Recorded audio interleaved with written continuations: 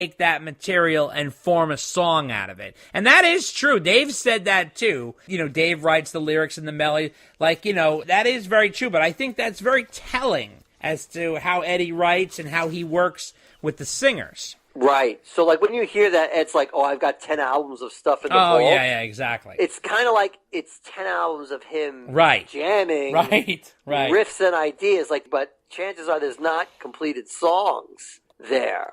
So anyone expecting a gold mine of 100 gazillion songs at the 5150 vaults I think will be disappointed. Yeah, absolutely. And the other thing is, I thought that was interesting, and Sammy reiterated this in the interview I did with him last October in 2017. It's in our episode from last year. Sam talks about, why did you guys go to keyboards? So he addresses it. He says, people go, why did you guys go to keyboards? It's because Eddie heard this thing and thought, hey man, I can play songs like this. He got inspired and it caused him to be more melodic and I think more musical. And he keeps referring to their music as sophisticated, which I don't exactly think is the right adjective to describe Van Halen music. I mean, not in terms of guitar, but in terms of overall songs. I wouldn't call the Sammy songs sophisticated. Sam has this attitude and this edge. The music he made with Ed was upper class, and the stuff Dave did was more basic rock, as he likes to call it. And I don't know if that's exactly fair. What do you think? I think usually what I read when I read about Van Halen music like that is that there was a certain perceived maturity in the Sam years. Yeah. When they were with Dave, there were certainly songs and song structures, but I felt like there were less rules applied. Right. I mean, I heard a quote once, Van Halen was always they were always two wheels off the tracks. Yeah. And with Sam, I felt like they put all the wheels on the track. Right. Now, I'm not a musician, but I think it's fair to say that, they probably went for some songs, they went for more complex song structures and things like that. But to your point, Sam is always trying to justify his time in the band. Oh, yeah. Because the general consensus is the Dave era was better than the Sam era, and the Sam era was just a bunch of fluff pop songs. Right. While the Dave era was a bunch of serious hard rock songs. Now, that's an oversimplification. Right. But that's the general consensus. That's what most people think, and that drives him crazy. Oh, yeah. That's why he makes that argument.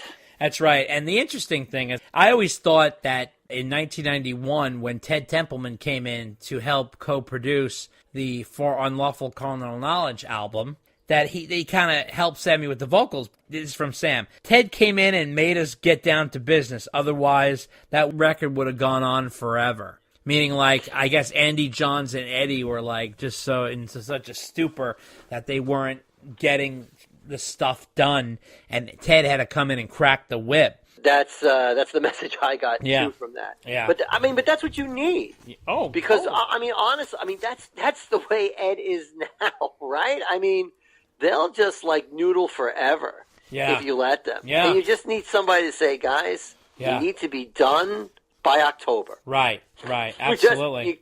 Whether you're ready or not, we're going to be. Don't care. Yeah. We will be done. So I don't think it's a surprise that the most Dave era sounding album from the Sammy era is For Unlawful Carnal Knowledge that Ted Templeman was on. That's true. That's very true. I don't think that's a coincidence. No, it's not. It's not. Now, when they get to the Balance era, Sammy really opens up. So there's some stuff in here from Sam. It's on fire. He says, Balanced, I would say, had the potential to be a great record. It maybe is a better record, but there's so much fat on it. Eddie and Alex got so damn self-indulgent. Alex had to have that, I'm sorry to say, but I think it's a stupid-ass drum solo on the record. It's very boring. And Eddie had to have that scratch and sniff thing, or whatever the hell it was. I don't know. To me, that stuff goes on B-sides and things. So he really was ripping into what was going on the Balance album there. He did not like the instrumental interludes. No. At all. Absolutely. I didn't think Alex's drum solo was so bad. No. It was a little different. It was mercifully brief. Yeah. I do agree that the whole strung out thing with Ed is a waste of tape. Yeah, absolutely. And he also notes, believe it or not, that the riff from Take Me Back dated back to the 70s with No More Waiting, the old song that Van Halen never released. So yes, the intro riff. Yeah, yes. Isn't that interesting? Yes. Yeah, it's funny how, and it just goes to show you, those who love to criticize a different kind of truth, Eddie is always taking pieces from the past. He always has done that. He's done that with Jump. He did that with Right Now.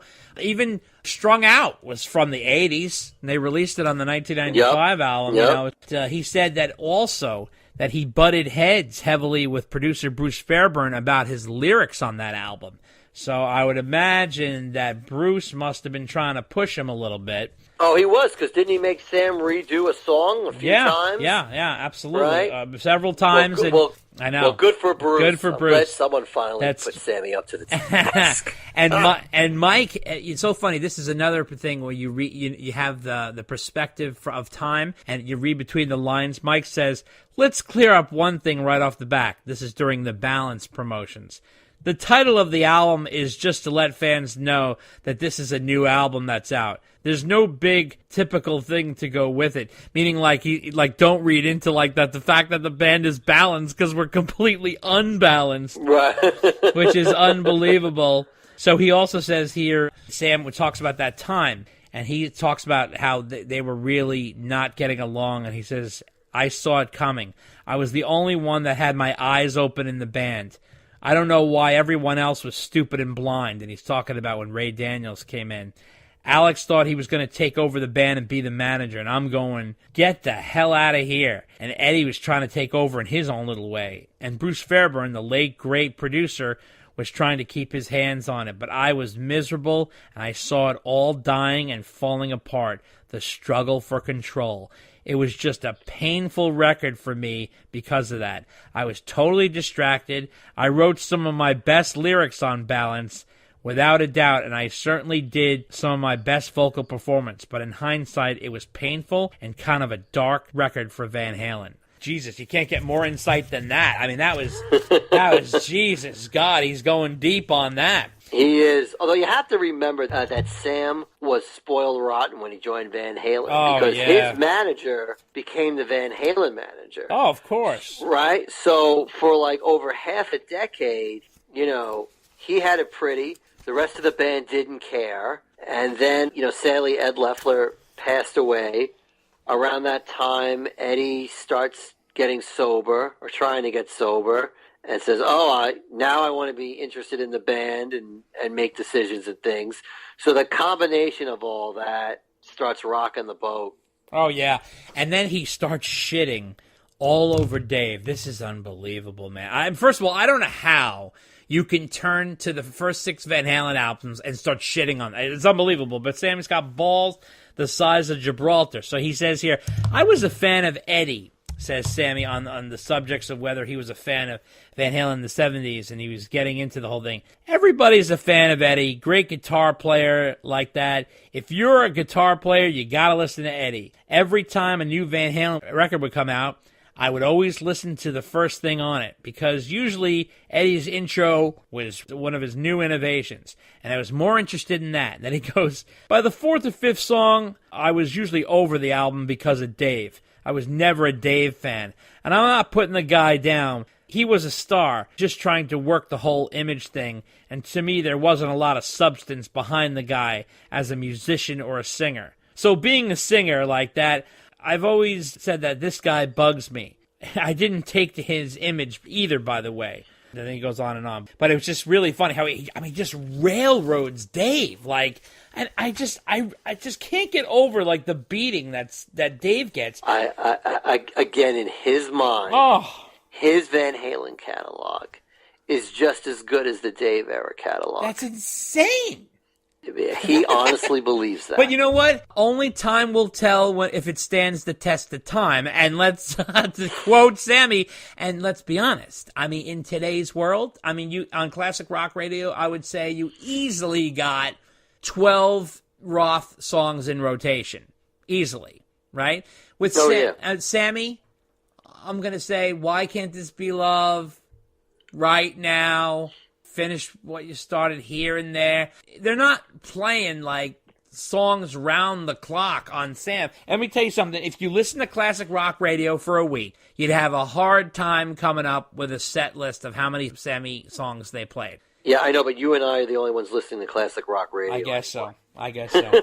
So now, obviously, you know, we love the tense times in Van Halen here. It's so interesting because the band is such a soap opera. There's some great stuff on the 3 album here. So obviously, there's crazy time in the band. And here, Eddie is going on. It's so funny that you read this now because it's 20 years ago, but you read it now and you're looking back like, what were they thinking? So he's talking about Gary, and he's just in love with Gary. And he's talking about, we wrote a bunch of songs with him, and we're waiting for his record company to release him from his contract. They are being very cooperative with us, but there were rumors on the internet that he was in the band before I even met the guy. Van Halen, and then we'll just get into this here. Which you know is crap. Yeah. He says, Gary will hand me a piece of paper with a set of brilliant lyrics that'll tell a story, and I'll just write a whole piece of music to it. In extreme, he's used to doing it all himself. Sammy never handed me any lyrics that inspired me to write. But wait a second. You wrote the same way with Dave that you did with Sammy, and Sammy laid that kind of out. He even said, Dave and I did the same thing. Eddie would write this piece of music, and we would take it and shape it into a song. Maybe that was the formula that worked, guys, because with Sam and Dave, they had hits and everything formulated. Obviously, Gary writing some poetic lyrics on a piece of paper and Eddie writing a song around it, that doesn't work. Yeah. So it's very... That's a really good observation. Isn't that funny? Yeah. It's a really telling statement when you listen to what Sammy says and then you listen to what Ed did on number 3 and you're like, what? So like I said, one of the most interesting things about this book is the perspective. So you look back and you're like, that could be the problem right there, which is really kind of funny. Now, I love this. This is really wild. And I found this interesting, and I don't know if you remember reading this, Dave, but this is when Sammy's talking about Van Halen 3. And I thought this was really interesting. He says, Van Halen 3, oh man. That was basically an album of Sammy Hagar rejects. This is Sammy talk. Right. Those were songs and ideas that Eddie would present to me, and I would go, I don't hear it. I can't use that part. I can't sing over that. I don't hear that being used for a good melody or a good musical melody to try to put a vocal to. From the Balance record, and even before that, on Unlawful Calling of Knowledge, the one song they had on Van Halen 3 called Once, that kind of ballady Peter Gabriel Genesis type thing, we tried to work on that in between OU812 and Balance. And then we tried to work on it for Unlawful Calling of Knowledge with Andy Johns. Ted Templeman and I had a song called Returning of the Wish that never made it. I could just never dig it, and it just never worked for me. It was just some music that Eddie always liked. And then he says they stole, I shouldn't use stole, a few of my melodies. So that song Once, he's saying, was a reject that he tried to work over 1,000,000 times. He tried to do the song about Returning of the Wish, and I always wondered what was going on with that song. And that was Once. So he's saying that the whole album of Van Halen 3 is leftovers that didn't work. I mean, Dave, that's right. It gives you huge perspective on that album. Yeah, well, I think some of that is, but then again, like Ed said, he was writing music to Gary's lyrics, right? Which I'm pretty sure he did for at least one song, right? But yeah, but again, that doesn't surprise me, because Ed always goes back to the well, and I'm not saying that's a bad thing, right? I'm just saying Ed always goes back to the well, and as Martin indicated in the book, I mean, there was he didn't say it this way, but there was a very conscious decision to have Gary sound like Sam on that album. Yeah. Yeah. So how are you going to do that? You're going to use Sam era songs. Right. That's true. Again, he gets into Gary here, which is this is great. He gives some perspective. Another unbelievable nugget here. He says, Gary reflecting back on Van Halen